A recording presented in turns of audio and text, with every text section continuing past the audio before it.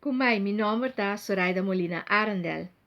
Salmo 21, explicação. David está celebrar a vitória. Se Salmo 20 está escrito fora de coração que está em batalha e está lutando contra o inimigo, não? Salmo 21 está expressar a alegria de assentir a bendição de Deus e Deus seu amor e fieldade. Vitória. Tapos esse Salmo 21 está dizendo, danke pa a vitória, danke pa vitória, Senhor. Nós temos que perseverar e Deus lo atua e dá-nos vitória. Esse é Salmo 21 que ilustra. David te conta de a vitória. Rei sempre lo vence riba su inimigo não. Ora é cana com Deus. Como yunan de rei, nós também lo vence riba nos inimigo não.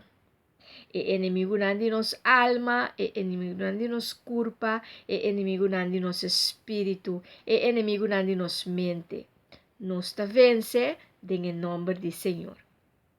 O salmo aqui está salmo messiânico, pues salmo para rei e de rei e na rei. Também está salmo litúrgico. Caminha rei tem em primeiro lugar e está ordenar e estruturar para assim o público por escuta. David está rei e está governador na terra. E está manejar e governar território.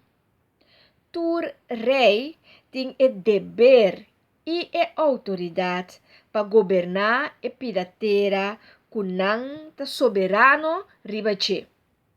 Jesus também está rei riba território, riba inteiro universo e alma de tur gente.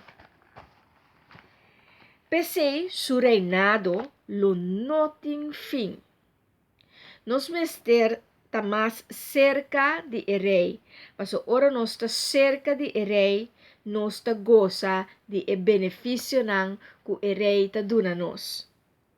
Benefício não maneira proteção, favor, honor, prosperidade. Nunca não te faltava nada. Poder e autoridade.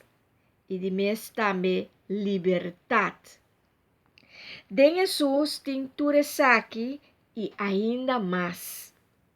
De vida corrompida, llena com mentira, imoralidade, injusto, não recto, llena com maldade, ódio, vingança, rancor, para vida melhor, para vida novo.